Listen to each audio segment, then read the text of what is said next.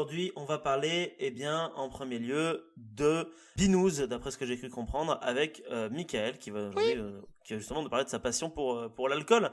Dit comme ça fait un peu alcoolique, mais je suis sûr que tu vas retrouver un moyen de retourner la situation pour toi. Non, Donc, c'est je te laisse la totalement la parole. vérité. Ah merde. Voilà. Bah écoute. C'est la pure vérité. J'adore l'alcool, j'adore l'ivresse. Mais ce que nous verrons dans cette chronique, c'est que je ne suis pas le seul et que depuis l'aube des Ah. temps, bien, je partage cette passion avec nombre de mes comparses humains. Avec l'humanité. Et bah Exactement. yes. Et bah parfait. Et bah je te laisse nous en parler, du coup, Mika. À toi de jouer. Waouh, comme ça dans le bain. Écoute, Ah ouais, comme ça, la direct cash. je me jette. Alors en On fait, est c'est peu nombreux, donc il faut se jeter ok, dans le bain, ok, dans bah le bain de je bière. me jette dans Voilà. l'eau du bain sans le bébé. Alors, c'est pas tout à fait une chronique que je voulais vous présenter, c'était Ah, plus bon, si il y a une chronique bien entendu, je vais vous parler de la bière parce que déjà j'aime beaucoup ça. Mais pourquoi j'aime ça et pourquoi d'autres gens aiment ça? Bah, c'était un peu ça que je voulais qu'on voit un petit peu aujourd'hui, mais à travers des questions. Voilà. Du coup, d'accord, voilà, ok. je suis un peu ouvert au débat, voilà. Donc du coup, je voulais, voilà, tout simplement. Déjà, première question, est-ce que vous buvez de la bière? Alors, moi en ce moment, je bois plus d'alcool. Et sinon, avant, je buvais pas forcément énormément de bière. Mais ça m'arrive. Voilà. Mais je suis pas ton client pour ce coup-là. Moi, je suis de Team 20 plutôt. Ok. Bah, c'est très intéressant justement. On parlera du vin aussi dans cette chronique. Ah, cool. Voilà. Et toi, Seb? Alors moi je suis un petit amateur de bière, hein, c'est pareil, hein, j'oscille entre bière, vin, bière, je sais jamais trop. Ok, donc ça Mais vous enfin aide. une petite bière fraîche de temps en temps, ça fait du bien, oui. Ok, bah parfait. Tu vois, justement, ça aussi, c'est quelque chose qu'on abordera. Non, mais c'est bien, c'est bien. Il y a deux avis différents et il y a des avis qui m'intéressent beaucoup. Parce que justement, la bière, c'est un alcool. Voilà, déjà. Mais il faut aussi savoir, avant d'être un alcool, c'est surtout une boisson. Et cette boisson, qui est effectivement une boisson alcoolisée, bah, il en existe aujourd'hui des milliers de variétés, et même des variétés sans alcool. Mais avant de parler de tout ça, parce que ce sont des choses un petit peu plus spécifiques, on va revenir à l'origine. Puisque bon, on parle quand même ici à des gens qui ont été, qui furent, ou qui sont toujours des historiens. Tout simplement, je vous pose une petite question. Est-ce que vous savez de quand ça date la bière? Néolithique. Ouais? Est-ce que tu as une date précise? Alors pas précise forcément, parce que voilà, mais à peu Première, près. première brasserie humaine qui a été découverte, c'est il y a pas si longtemps que ça. C'est il y a un an ou deux, je crois. Et je vais Mhm. dire une connerie sûrement, mais je dirais 8000 Et ou 11 000, ou 11 000, un truc comme ça. Je sais ok, plus. ok, bah t'as les deux bons chiffres. Effectivement, c'est C'est les vrai? deux bons chiffres. Alors en fait, Yes. les premières traces attestées de brasserie ou en tout cas d'utilisation de brassins, c'est effectivement 8000 avant Jésus-Christ.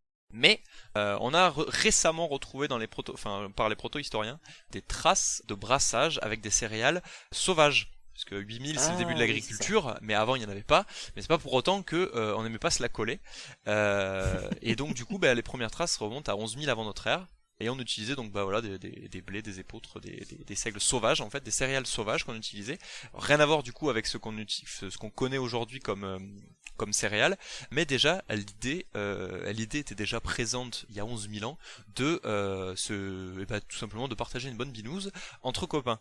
Et ça va même plus loin que ça, parce qu'il y a certains anthropologues qui sont pensés sur la question et qui se sont même posé la question et qui même certains l'affirment que l'agriculture, en tout cas l'agriculture céréalière, en fait c'est pas pour fabriquer du pain, c'est pour fabriquer de la Faire de la bière. bière. Voilà. Ouais, je l'avais vu cette théorie. Voilà. Je trouve ça incroyable. Ça veut dire qu'avant l'agriculture et l'écriture et tout ça, le premier acte civilisateur de l'humanité, c'est la biture, Tout quoi. à fait, C'est exactement. bourrer la gueule, ouais. Putain, la vache. C'est exactement le cas. Et d'ailleurs, on n'a pas attendu on n'a pas attendu la création de bière 1 pour ça, hein, puisque bon bah, il y a d'autres manières de se biturer la gueule. Voilà, je pense les champignons. Voilà, vous savez Ouais. très bien qu'il y a des champignons hallucinogènes, ou simplement des fruits. Voilà, un fruit que vous laissez mûrir trop longtemps, bah, il se charge forcément en saccharose, en sucre, sucre qui va fermenter au soleil et qui va du coup donner de l'alcool parfaitement naturel en fait si vous le laissez pourrir grâce aux levures. Mais ça, on y reviendra encore un petit peu plus tard. Et donc du coup, ben, vous pourriez très facilement fabriquer de l'alcool tout simplement en laissant pourrir des fruits que vous récupérez des sauvages. Et pourtant non, on s'est dit tiens, si on allait se casser le cul à fabriquer de la bière. Et alors pourquoi je dis casser le cul? Bah, peut-être que vous le savez, mais peut-être que vous l'ignorez. C'est que c'est assez compliqué à fabriquer de la bière. Alors, est-ce que vous savez quelles sont les grandes étapes de la fabrication de la bière par exemple? Pas du tout. pas du tout. J'ai de vagues idées, il faut faire mijoter des trucs, etc. Mais alors vraiment pas du tout en fait. Ok. Oui, voilà, faut faire fermenter des machins, et puis après ça fait des trucs, Et puis après ça fait de la bière quoi. Exactement. Alors, vous êtes pas tout à fait loin, hein, mais parce que j'imagine que, alors, évidemment, on pourra jamais en avoir le cœur net, mais il y a des archéologues qui font de l'archéologie expérimentale, qui testent en permanence et qui effectivement tâtonnent, un peu comme vous tâtonnez à me donner une recette, mais voilà, qui essaient de reproduire ce qu'était la bière, voilà, en Gaule antique, la bière chez les Celtes, chez les Gaulois, chez les Romains, bref, on a testé plein de trucs. Mais la bière aujourd'hui, comme on l'a fait traditionnellement, ça se fait en 7 grandes étapes. Donc la première étape, c'est le concassage. C'est tout simplement, en fait, on va casser les morceaux de malt. Et là, je me dis, merde, c'est quoi le malt? Et oui, mais rassurez-vous, tout arrive en son temps. Et parce qu'il faut plusieurs ingrédients pour faire une bière. Vous savez d'ailleurs, moi, ce qu'il faut pour faire une bière? Du houblon, Ok. du malt. Oui. Ok. Mais est-ce que c'est le malt? Le malt, je sais pas, je sais pas. Ok. Je sais Ok. pas. Alors, Les vous m'avez connaissances dit, sont nulles en bière. vous m'avez dit de l'eau.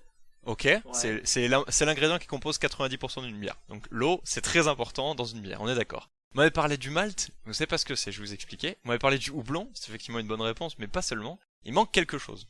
L'ingrédient en fait qui fait que ta bière va devenir une bière, c'est l'ingrédient le plus important et pourtant c'est la chose qu'il y a le moins dans une bière. Vous savez ce que c'est? Du sel. Non. Je vous ai parlé tout à l'heure d'agriculture et je vous ai dit que on a cultivé d'abord les céréales, non pas pour faire du pain, mais pour faire de la bière. Mais c'est un ingrédient qu'on retrouve dans les deux. De la levure. Bonne réponse. Ah oui, la levure. Exactement. Alors, les 4 grands ingrédients qu'on retrouve dans les bières traditionnelles actuelles, on va dire, c'est le malt, le houblon, la levure et l'eau. Alors le houblon, ça n'a pas toujours été le cas, hein, faut le savoir, puisque le houblon, c'est pas quelque chose qu'on cultive depuis des milliards d'années. C'est quelque chose qui est relativement récent. J'en tiens relativement puisque ça date plutôt du Moyen-Âge, mais à l'Antiquité on l'utilisait également en tant que, on va dire, plante aromatique. En fait, on va fabriquer ce qu'on appelle un gruy. Ce gruy, en fait, c'est une sorte de melting pot, une potion dans laquelle on va mettre des arbres aromatiques, des fruits, pourquoi pas même du miel, des épices, qui vont tout simplement aromatiser la bière. Mais la bière, à la base, c'est tout simplement de l'eau, du malt et des levures. Et alors, le malt, du coup, on en parlait, donc c'est ce qu'on va concasser, donc dans la première étape. Le malt, qu'est-ce que c'est? C'est une sorte de tambouille de céréales qu'on peut mélanger ou pas entre céréales, qui a commencé à germer. Voilà, c'est ça le mot que je cherchais. Ah, oui, c'est des graines qui ont commencé à germer et qui en fait qui commencent à libérer du sucre.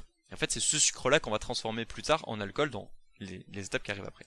Donc le concassage, ça va tout simplement être de briser ces grains pour en faire une sorte de, voilà, un petit peu comme des flocons d'avoine, ça va ressembler à une poudre. Faut pas que ce soit de la farine non plus, mais voilà, ça ressemble à ce que vous mettez dans vos bols de céréales peut-être le matin. Donc on va essayer de faire en sorte que ce soit cassé en gros grains. D'où l'étape du concassage. Ensuite, la deuxième étape, c'est l'empâtage. En gros, c'est de fabriquer une bouillabaisse. C'est-à-dire, on va mélanger ce malt concassé avec de l'eau chaude, afin de transformer l'amidon, donc qui est en gros le gras de ces céréales, en sucre fermenticible, on appelle ça, donc c'est-à-dire qu'ils sont faciles à manger pour les levures. Et donc en gros, cet empâtage va libérer énormément de sucre, et ce sucre-là, c'est ça qu'on va essayer de retenir dans la troisième étape, c'est la filtration et le rinçage. En fait, notre malt concassé, qu'on appelle communément le pâton, vous allez le récupérer, vous allez le filtrer à grandes eaux chaudes si possible, pour en conserver un maximum de sucre et un maximum d'arôme, et ensuite cette première substance très liquide pour le coup, puisque vous avez enlevé tout ce qui est resté de solide dans votre pâte, ça va donner la première étape de la bière qui s'appelle le mou. Le même mou qu'on retrouve dans le vin, bien entendu, puisqu'on se sert du mou du raisin pour faire du vin. Et le mou de la bière, c'est ça. C'est cette étape où on va avoir une eau mélangée à des arômes et du sucre. Et c'est pendant la quatrième étape qu'en fait on va commencer à voir la création de la bière, puisque ensuite c'est l'ébullition. Vous le savez, pour fabriquer de l'alcool, il faut qu'il y ait une température et que les levures puissent s'activer, et pour que les levures s'activent, il faut qu'il y ait une réaction chimique. Cette réaction chimique, elle va s'effectuer à 100 degrés, donc on va mettre en ébullition le mou, qui va avoir déjà beaucoup de choses très intéressantes pour notre bière. C'est que déjà ça va le stériliser, notre mou, donc du coup ça va éviter que des bactéries qu'on veut pas, parce que les levures c'est des bactéries certes, mais c'est des bactéries qu'on veut, le mou, ça va le stériliser, ça va donner de l'amertume à la bière, ça va permettre de la parfumer, ça va permettre de la colorer, ça va permettre de concentrer le liquide, et surtout ça va permettre de dissoudre les sucres pour les éparpiller dans la bière. Ensuite, on va refroidir cette eau, puisqu'on va pas balancer des levures dans une eau à 100 degrés, bien entendu, parce que ça les tuerait sur le coup, donc on va les refroidir, et ensuite, intervient l'étape de la fermentation, et c'est l'étape la plus importante, puisque jusqu'à présent vous aviez du mou, et à partir de maintenant vous avez de la bière. Vous allez incorporer vos levures dans votre mou, et on va laisser tranquillement reposer avec un petit barboteur. Alors pour ceux qui ne savez pas ce que c'est un barboteur, c'est tout simplement un petit ustensile qui va tout simplement servir à relâcher le CO2. Parce qu'en gros les levures, quand elles vont créer deux choses, quand elles vont manger les sucres, parce qu'elles vont créer de l'alcool, mais aussi du CO2. Donc si vous laissez votre casserole sans rien, sans barboteuse ou tout simplement sans ouverture, bah ça va tout simplement exploser, ça vous exploser à la gueule. Je sais ce que je dis, puisque c'est arrivé à quelqu'un que je connais très bien, il a dû repeindre dans sa maison. Ah ouais, c'est très impressionnant les accidents de levure. Donc voilà, donc il faut bien doser les levures, et ça c'est bien entendu le travail du brasseur. Et enfin, on va laisser macérer tout simplement le temps que les levures fassent leur travail, et ensuite on va faire la dernière étape, qui est également une étape qu'il ne faut surtout pas sous-estimer, c'est le conditionnement. Vous dire, c'est tout simplement verser la bière dans une bouteille, et pas seulement, puisque le conditionnement c'est aussi une étape très importante, puisque c'est ce qui va porter les bulles dans votre bière. Puisque que vous le mettiez dans une canette ou dans une bouteille, l'étape sera pas tout à fait la même, mais il y a c'est tout de même très important de le faire, puisque si vous voulez avoir des bulles, il faut que la fermentation puisse se réactiver, et donc pour ça vous allez redonner à manger à vos levures, et donc tout simplement avant de verser votre bière qui est quasiment finalisée dans vos bouteilles, vous allez remettre du sucre un petit peu pour réactiver les levures et en fait les faire refermenter en bouteille. Après environ 3-4 semaines, vous pouvez les décapsuler en écoutant ce petit son absolument délicieux qui fait... Vous savez, ce son si délicat qui permet ensuite de verser votre bière dans un verre bien rincé et de le déguster à la fraîche. Alors voilà, vous savez donc maintenant ce qu'il faut pour faire de la bière et comment on fait de la bière. Alors, comme tu l'as dit, une petite bière en terrasse, c'est très agréable. Et c'est pour ça que je voulais en parler. Justement de ça, parce que la bière c'est un vecteur de lien social. Comme j'ai dit tout à l'heure en introduction, alors c'est une théorie, mais on a potentiellement cultivé les céréales pour fabriquer de la bière. Mais alors pourquoi faire ça plutôt que de faire de la vodka ou faire d'autres alcools qui seraient peut-être plus faciles à fabriquer, notamment des alcools de fruits, comme le vin par exemple? Et c'est tout simplement parce que c'est un alcool qui est très nourrissant et qui du coup permet l'effet qui se coule 2 en 1 de se nourrir et de se murger la tronche.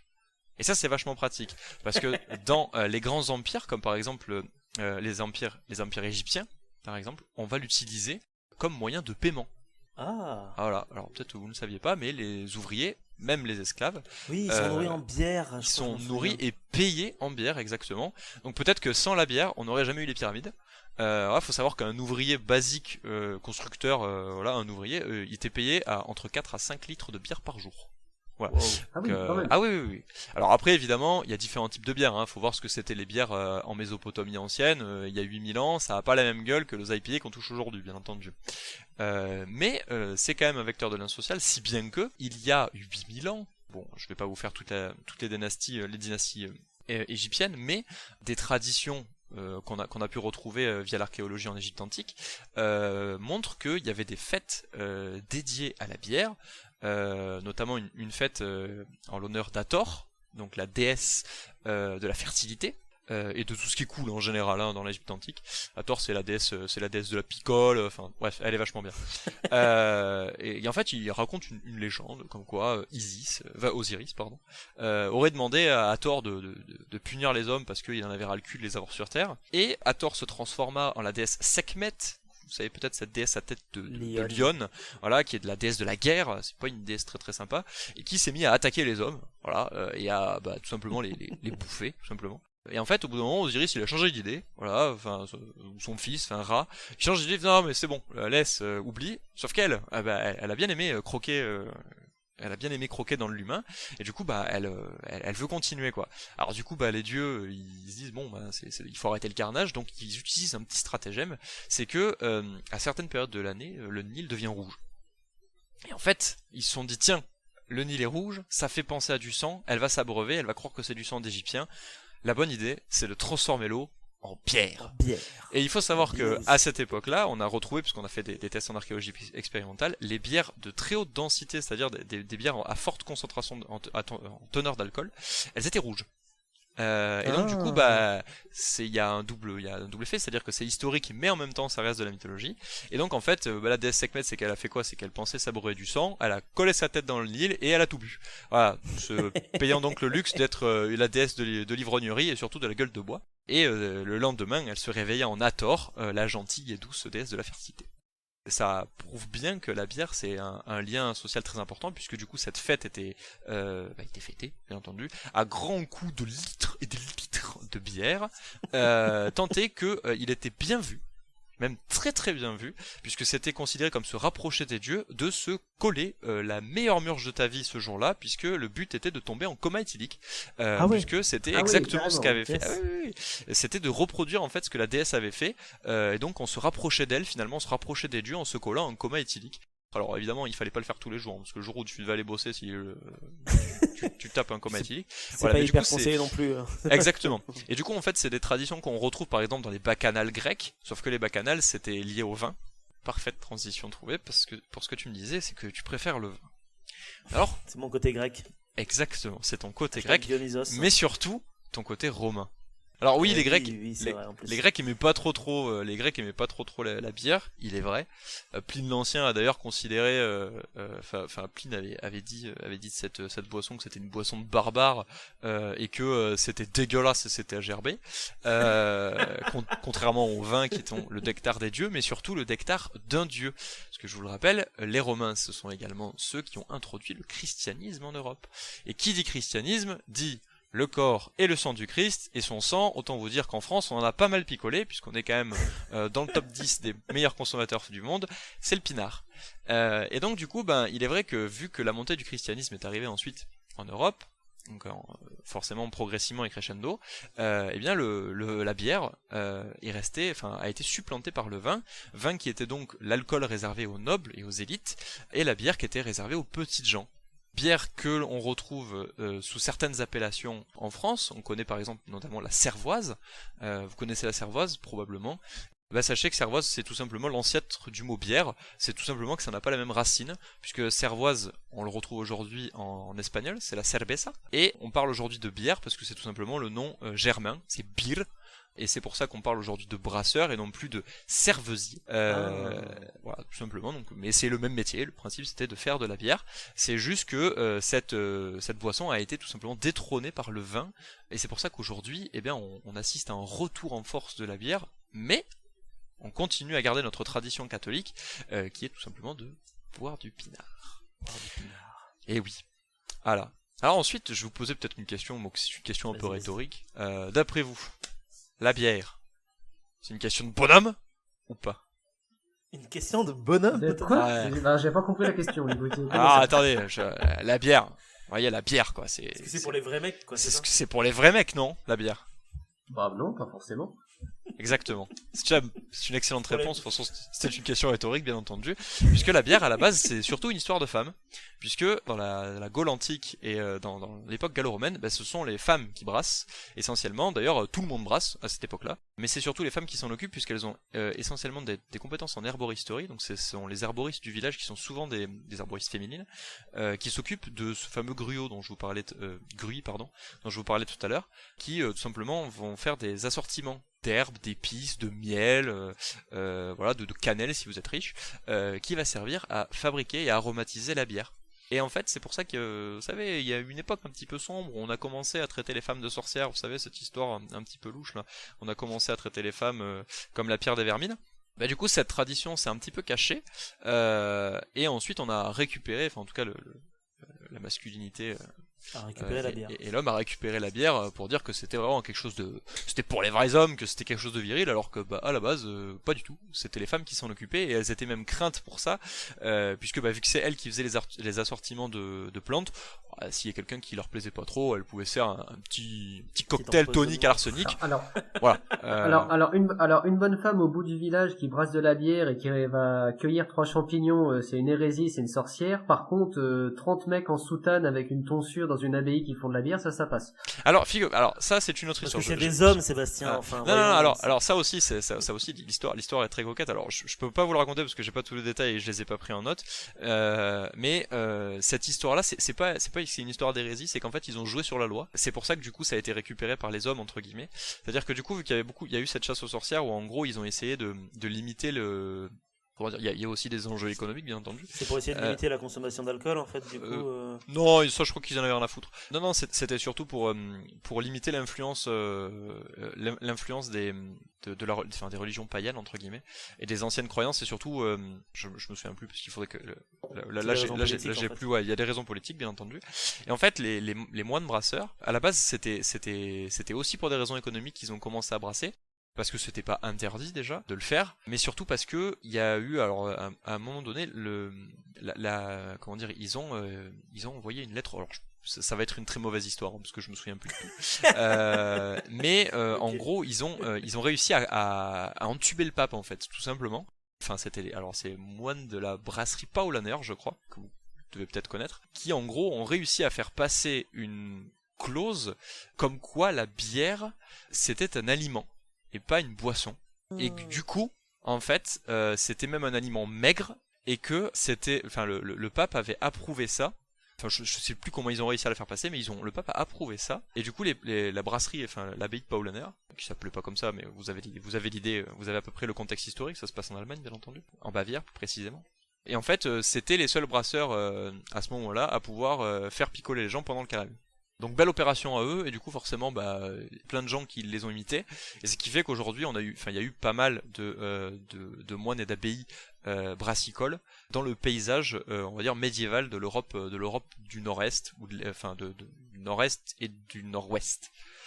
Voilà. Donc c'est pour ça que c'est pas une hérésie entre guillemets et que malheureusement enfin il est vrai que la tradition on va dire un peu autodidacte de la brasserie s'est malheureusement perdue mais qui revient aujourd'hui avec le mouvement des craft beers, c'est-à-dire des bières artisanales qu'on retrouve à peu près partout sur le territoire puisque aujourd'hui il faut savoir que la France est tout simplement le premier pays européen en nombre de brasseries avec plus de 2000 brasseries dans tous les départements français de métropole et outre-mer. On s'est pas mal rattrapé depuis. Et alors, c'est pas un peu la classe. Ça pète un petit peu la classe, mais c'est là où c'est justement très paradoxal, c'est que, allez, je vais vous dire à 3 litres près, est-ce que vous connaissez la consommation annuelle par habitant en France de bière, j'entends. Par an et par habitant? Ouais. Je dirais, à 3 en litres moyenne, près. je dirais 20 litres. 20 litres? Par an et par habitant, 20 litres, ouais. Ça me semble peu. Sur une période normale de non-Covid. Ouais, est-ce que 300 plus de 20 litres, moi, en période de non-Covid? À 300 litres. Ah ouais, t'es très très très énervé quand même.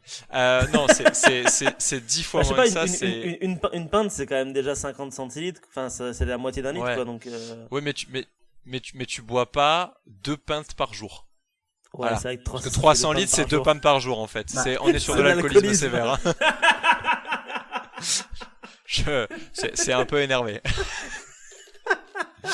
Non, c'est beaucoup moins que ça. C'est 33, c'est entre 33 et 36. Alors forcément, j'ai les chiffres de 2000 et j'ai les chiffres un petit peu plus actuels de 2007, je crois. À 10 litres près, j'étais dedans. Ouais, t'étais pas loin à 10 litres près, effectivement. Mais je pouvais pas te mettre 10 litres parce que effectivement, ça se joue souvent à 10 litres sur les pays au-dessus. Par contre, est-ce que vous avez une idée de quel est le pays qui consomme le plus de bière en Europe? Bah, dans le cliché, j'aurais envie de dire l'Allemagne ou la Belgique, mais. Ouais, j'aurais dit l'Allemagne ou la Belgique aussi, mais peut-être. L'Angleterre aussi, peut-être. Ouais, le Royaume-Uni, ouais. Le Royaume-Uni. Alors, faut le savoir, l'Allemagne, c'est le numéro 2. Ah, putain, c'est l'Irlande le premier, voilà. C'est l'Irlande. L'Irlande, c'est le numéro 3. Ah putain, c'est l'Angleterre ou la Belgique, quoi, du coup. Alors l'Angleterre, alors le Royaume-Uni et la Belgique, attendez, faut que je compte. 2, 3, 4, 5, 6, 7 pour la Belgique et 9 pour le Royaume-Uni. Attends, est-ce que tu comptes la Russie dans l'Europe ou pas? Alors, je ne compte pas la Russie dans l'Europe parce que, fun fact, la bière n'est pas un alcool en Russie. C'est ça, la bière n'est pas un alcool en Russie. C'est un produit de consommation au même titre que le pain. Voilà, c'est un aliment. Voilà, je vais rectifier puisque c'est rentré dans les textes, mais en 2017. Donc ça y est, maintenant c'est de l'alcool, mais ils en ont rien à foutre, concrètement. Mais jusqu'en 2017, la bière n'était pas un alcool en Russie. Attends, mais ça se trouve c'est la France en fait, tout simplement. Alors à 33 litres par an, non. Non. Putain, il faut trouver un pays d'Europe bien vénère sur la binouse, quoi, du coup. l'Espagne. Non, l'Espagne, alors l'Espagne, ils ont le double de nous. Il est vrai qu'ils boivent beaucoup. Ils sont à plus de 70 par an. C'est pas eux, non. Ils sont 11e, 12e.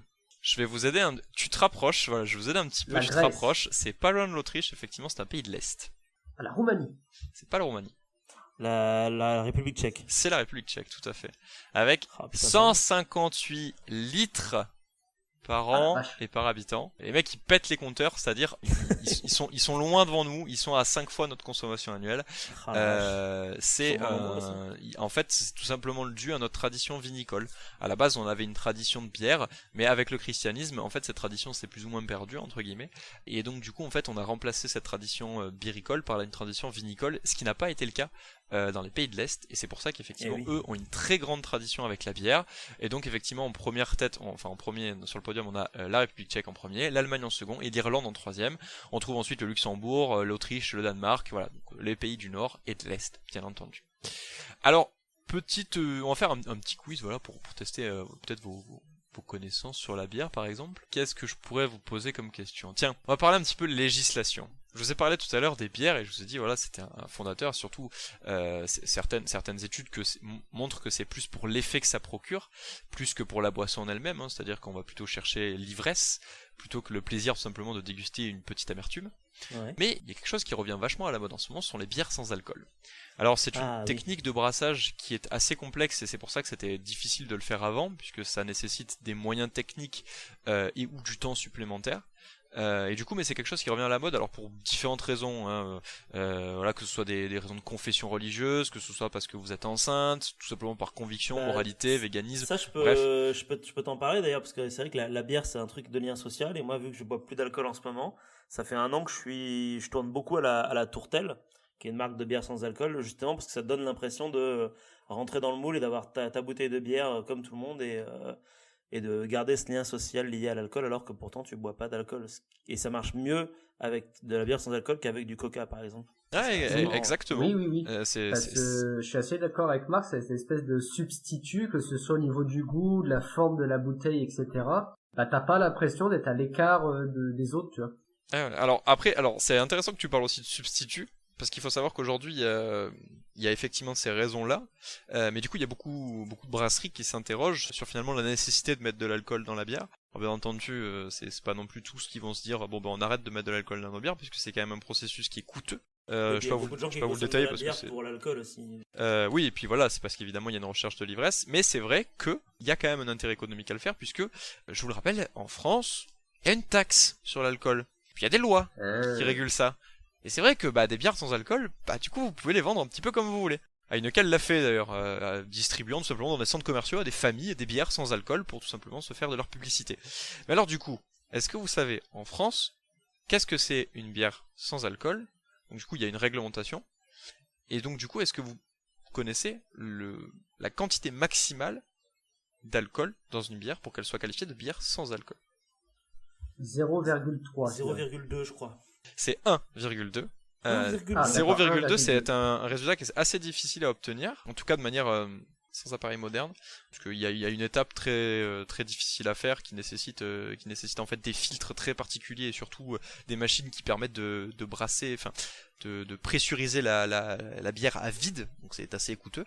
C'est des choses qui se font qui se pratiquent de plus en plus en Espagne notamment. Mais du coup en France c'est 1,2% une bière sans alcool, mais à contrario de ça, est-ce que vous connaissez le pourcentage d'un vin sans alcool? Ça n'existe pas. Alors voilà, c'est ce que j'allais dire, c'est qu'un vin sans alcool, est-ce que techniquement ça existe déjà? Et tout à fait, ça existe.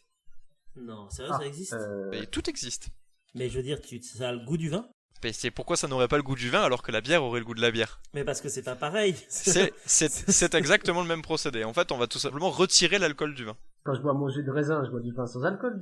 Non, parce qu'il n'y a pas la fermentation. C'est pas la fermentation. Oui, je crois. En fait, on retire l'alcool de l'opéra. C'est dingue. C'est ça. Je sais pas, en fait, on va garder de l'opération tout simplement les levures qui ont activé certains arômes, mais on va retirer l'alcool qu'elles auront créé.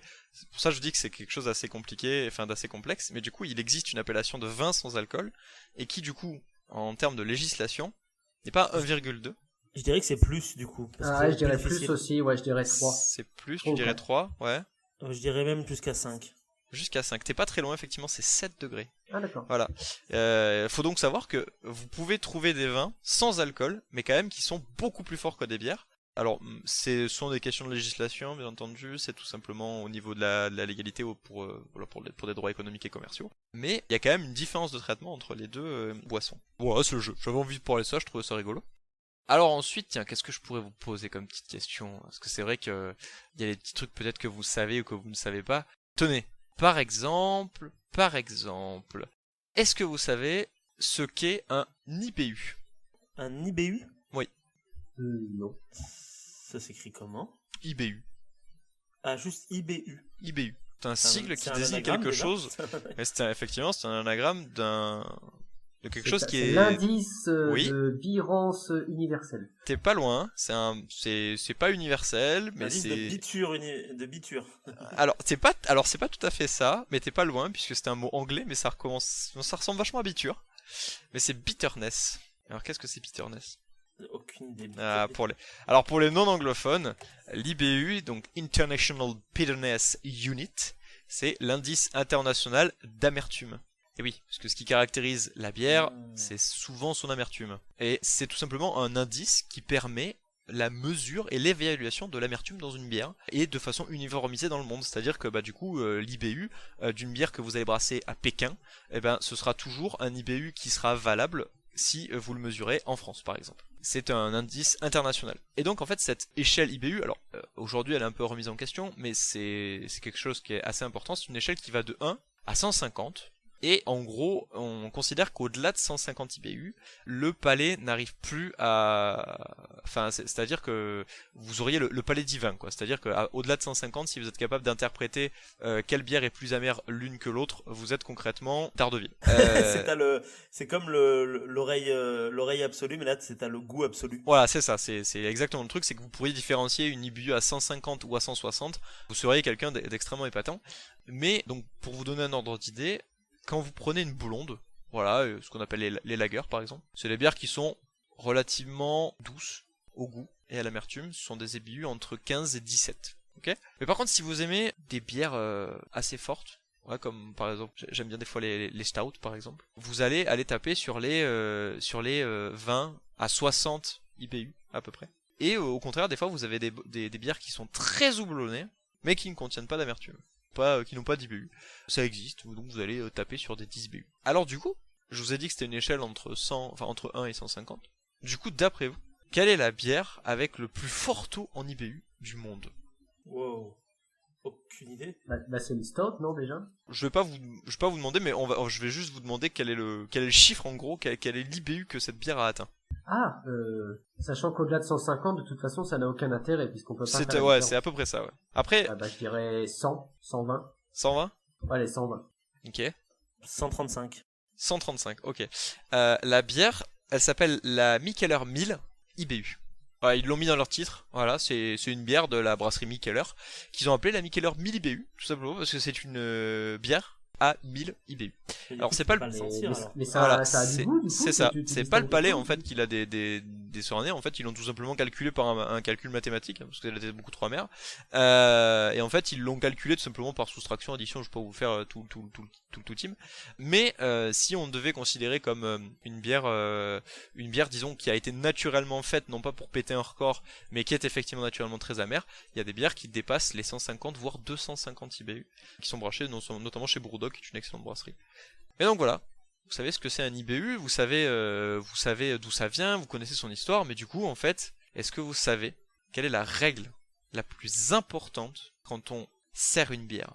Et c'est là-dessus que je conclurai tout simplement. Incliner son verre soit bien rincé. Et bien rincé et incliné. Exactement. La règle la plus importante pour une bière, peu importe que ce soit vous qui l'ayez faite, que vous l'ayez prise dans un bar, que vous la servez chez vous, qu'elle sort d'une canette, la chose la plus importante à savoir pour une bière, c'est qu'il faut rincer son verre et l'incliner. Tout simplement parce que ça va avoir trop d'impact. Déjà, votre verre sera propre, c'est bien, c'est important. Et surtout, ça va permettre en fait de lisser votre verre et de faire ressortir les aspérités de celui-ci, qui va vous permettre d'avoir les bulles. Vous savez, les fameuses bulles qu'on aime bien, puisque il n'y a pas de bulles dans d'avoir une belle mousse au-dessus. Voilà, c'est ça, exactement, de faire une belle mousse au-dessus. Pour éviter qu'elle mousse trop, bien entendu, on va incliner le verre. Alors, l'idéal, c'est de servir la bière contre la paroi intérieure et ensuite de le redresser progressivement. Faut pas y aller directement posé comme un bourrin. Et d'ailleurs, ça, je sais le faire, la machine à pression, c'est un coup à prendre, mais une fois que tu sais le faire, t'es trop fier de toi. Exactement, c'est une petite fierté personnelle. Mais ça, c'est pareil pour les canettes, c'est pareil pour les bouteilles. Et enfin, ça a surtout un troisième effet très qui se coule et très intéressant.